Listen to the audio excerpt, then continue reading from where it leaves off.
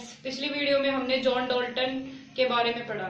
John Dalton ने परमाणु के बारे में जो भी बताया था वो हमने पिछली वीडियो में पढ़ चुके हैं। अब हम परमाणु क्या है और परमाणु कितने बड़े होते हैं इस बारे में पढ़ेंगे। तो जिन भी फ्रेंड्स ने पिछली वीडियो नहीं देखी है वो पहले पिछली वीडियो देखें, उसके पश्चात इस वीडियो को देखें। ये हमारे तीसरे अध्याय का सेकंड टॉपिक है, परमाणु क्या है। हम इस बारे में पढ़ेंगे कि परमाणु क्या है। तो परमाणु जिस प्रकार मकान का एग्जांपल लेके हम समझ सकते हैं, जिस प्रकार मकान को हम बनाते हैं, इसकी संरचनात्मक इकाई क्या होती है? संरचनात्मक इकाई होती है रेत के छोटे छोटे कण, क्योंकि रेत के छोटे छोटे कणों से मिलकर ईंट बनी हुई होती है, ईंट से दीवार बनी हुई होती है और दीवार से पूरा एक कमरा बना होता है और बहुत से कमरों से मिलकर मकान बना होता है। उसी प्रकार छोटे छोटे परमाणुओं से मिलकर एक तत्व बनता है और तत्व से यौगिक बनते हैं। तो हम परमाणु को समझ सकते हैं कि परमाणु इतना छोटे से छोटा कण होता है जिसकी हम कल्पना भी नहीं कर सकते। उसी प्रकार इसको समझ सकते हैं कि परमाणु बहुत छोटा होता है। परमाणु कितने बड़े होते हैं? परमाणु इतना छोटा होता है कि जिसके बारे में हम कल्पना बिल्कुल भी नहीं कर सकते। ये हमारी कल्पना के परे है। परमाणु के बारे में थोड़ा सा देख सकते हैं कि जैसे हम परमाणु की लाखों परतों को ऐसे एक के ऊपर एक व्यवस्थित करते जाएं, तो लाखों परमाणु को व्यवस्थित करने पर लाखों परमाणु हम मान सकते हैं कि ये लाखों परमाणु, इनको जब हम व्यवस्थित करेंगे एक के ऊपर एक, तो हमको एक कागज की जितनी छोटी पतली परत प्राप्त होगी। अब आप सोच सकते हैं कि परमाणु कितना छोटा होगा। परमाणु इतना छोटा होता है कि लाखों परमाणु को व्यवस्थित करने पर कागज के समान एक पतली परत प्राप्त होती है। उसी प्रकार परमाणु की त्रिज्या को हम नैनोमीटर में मापते हैं और नैनोमीटर इतनी छोटी इकाई होती है कि उसको हम नगण्य आंखों से देख भी नहीं सकते।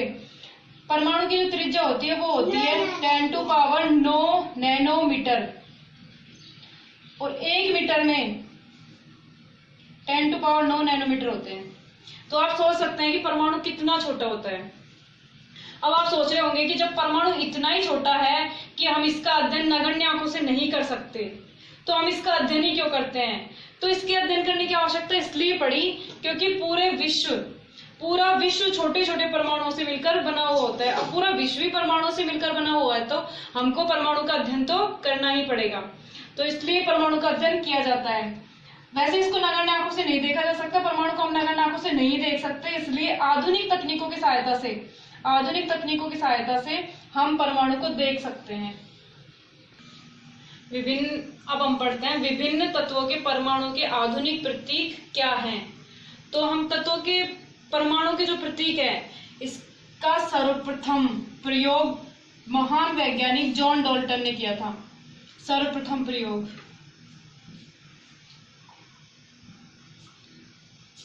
जॉन डाल्टन एक ऐसे महान वैज्ञानिक थे जिन्होंने तत्व के जो परमाणु हैं उनके प्रतीकों का सर्वप्रथम एक विशिष्ट अर्थ में इनके प्रतीक का प्रयोग किया था। इसके पश्चात वैज्ञानिक बर्जीलियस ने बताया कि हम तत्वों के जो परमाणु हैं इनको एक विशिष्ट रूप में प्रदर्शित कर सकते हैं। जैसे कोई भी परमाणु है, जैसे हाइड्रोजन लेते हैं, हाइड्रोजन को हम H से प्रदर्शित करते हैं। तो इनका ये सुझाव था कि हम किसी भी तत्व के परमाणु को उसके फर्स्ट लेटर या प्रथम 2 लेटर से व्यक्त कर सकते हैं। और प्रारंभ में तो तत्वों के नाम का आधार ये भी था कि जिस स्थान से इनको प्राप्त किया गया उस स्थान के नाम पर इनका नाम रख दिया गया। तो ऐसा एक एग्जाम्पल है कॉपर का नाम कॉपर इसलिए पड़ा क्योंकि इसे साइप्रस नामक स्थान से प्राप्त किया गया था। ये साइप्रस एक स्थान है जहां से कॉपर को प्राप्त किया गया था, इसलिए इसका नाम कॉपर पड़ गया। और कुछ तत्वों के जो परमाणु उनका नाम, उनके तत्व ऐसे भी हैं जिनका नाम उनके रंग के आधार पर रखा गया था। प्रारंभ में मतलब प्राप्ति स्थल के आधार पर, रंग के आधार पर, और कुछ तत्वों को उनके अंग्रेजी नाम के फर्स्ट या सेकंड लेटर के आधार पर, और कुछ तत्वों को तो इस प्रकार भी नाम दिया गया जैसे जर्मन, लैटिन या ग्रीक भाषा के प्रथम या द्वितीय अक्षर पे। तो फर्स्ट हो गया प्राप्ति स्थल और सेकंड है रंग के आधार पर। रंग के आधार पर हम गोल्ड को समझ सकते हैं। तो गोल्ड यानी सोने को इसके रंग के आधार पर नाम दिया गया और ये सर्वाधिक प्रचलित है। थर्ड जो पॉइंट है अपना, ये सर्वाधिक प्रचलित है। तत्वों को, परमाणुओं को उनके अंग्रेजी नाम के आधार पर, अंग्रेजी नाम के फर्स्ट और सेकंड दोनों के आधार पर नाम दिया जाता है, और वो बहुत कम काम में लिया जाता है। इसके लिए लेड को समझ सकते हैं, लेड, पी बीम आदि बहुत से एग्जाम्पल है। तो ये जो हमारा थर्ड पॉइंट है ये सबसे ज्यादा यूजफुल है। और वैज्ञानिक बर्जीलियस ने जो बताया कि सभी तत्वों को उनके परमाणु के फर्स्ट या सेकंड लेटर से व्यक्त किया जा सकता है, उसी आधार पर हमारा एक वैज्ञानिक संस्थान है, जो एक अंतरराष्ट्रीय वैज्ञानिक संस्थान है, international union of pure and apply chemistry, जिसको हम शॉर्ट में IUPAC कहते हैं। IUPAC ये एक इंटरनेशनल वैज्ञानिक संस्था है जो हमें परमाणुओं के नाम, प्रतीक और मात्रक, जो भी कोई हमें नए नए तत्व प्राप्त होते हैं उनके परमाणुओं की नाम, प्रतीक और मात्रक की स्वीकृति प्रदान करती है। ये जो भी तत्व के परमाणु का नाम रखती है वो मान्य होता है, और जो भी प्रतीक हमको देती है वो ही अंतरराष्ट्रीय संस्था के द्वारा मान्य होता है, वो ही हमें मानना पड़ता है, और ये मात्रक भी इन्हीं के द्वारा दिए जाते हैं।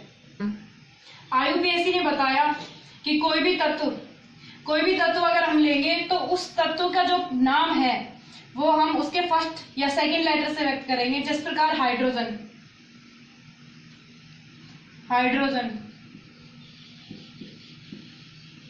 हाइड्रोजन को हम H से लिखेंगे, और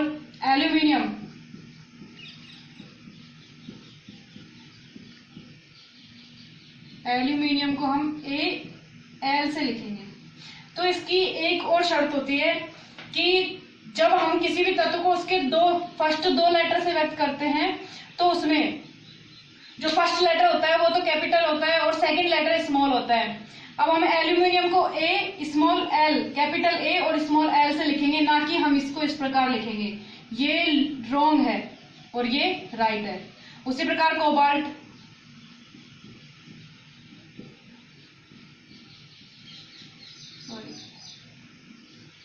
को हम लिखेंगे C स्मॉल o। अगर हम इसको C और कैपिटल O से लिख देते हैं तो ये इसका अर्थ कुछ और निकलता है और इसका अर्थ कुछ और निकलता है। तो IUPAC के अनुसार फर्स्ट लेटर हमेशा कैपिटल और सेकंड लेटर स्मॉल होना चाहिए। ये रॉन्ग होगा और इसका अर्थ कुछ अलग निकलेगा।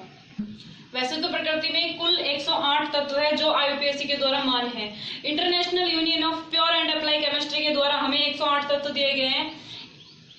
ऐसे कुछ तत्व हैं जिनके नाम और प्रतीक हमारे सिलेबस में केवल 30 तत्व हैं जिनके बारे में हम अध्ययन करेंगे। हाइड्रोजन को हम H से लिखते हैं।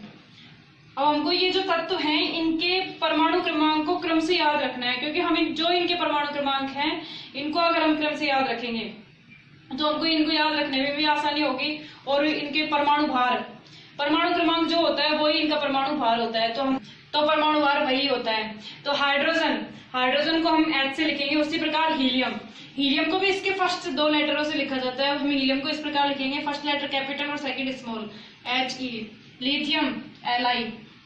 हमको ये जो सभी परमाणु हैं ये तत्वों के प्रतीक हैं, इन सभी को हमको सीरियल से याद रखना है। Beryllium Be, boron B, carbon C, nitrogen N।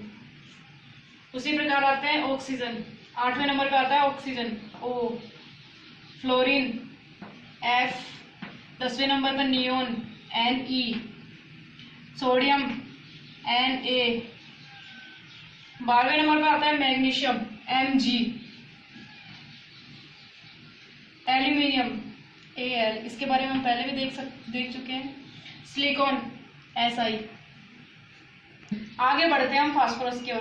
Phosphorus 15वें number पे आता है और फास्फोरस का परमाणु क्रमांक 15 होता है और इसका प्रतीक होता है P। सल्फर का परमाणु क्रमांक 16 और इसका प्रतीक होता है S। क्लोरीन का परमाणु क्रमांक 17 और इसका प्रतीक होता है Cl। 18 पे आता है आर्गन का प्रतीक होता है Ar। उसी प्रकार 19 पे आता है पोटेशियम को K से लिखते हैं, और कैल्शियम 20, इसका प्रतीक होता है Ca। इस प्रकार हमारे कुछ 20 तत्वों के बारे में हमने पढ़ा है, और नेक्स्ट वीडियो में हम आगे 10 तत्वों के बारे में और पढ़ेंगे। तो आप इन सभी 20 तत्वों को अपने नोटबुक में नोट कीजिए और हम जो भी यहाँ पढ़ाते हैं उसको आप अपने नोटबुक में नोट कीजिए। अपनी एक अलग कॉपी बनाकर उसमें नोट करो और उनको पढ़ो। और इसके आगे हम जो 10 तत्व हैं उनके बारे में हम नेक्स्ट वीडियो में पढ़ेंगे।